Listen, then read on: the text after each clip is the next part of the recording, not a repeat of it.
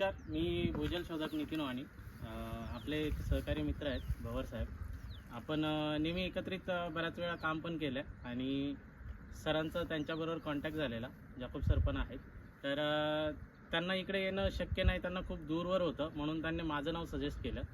या ठिकाणी येऊन आपण या जागेचा सर्वे केला. या ठिकाणी आपण 2 ते 3 पॉईंट काढलेले आहेत. तर ते आपण पारंपरिक पद्धतीने आणि आधुनिक पद्धतीने चेक केले आहेत.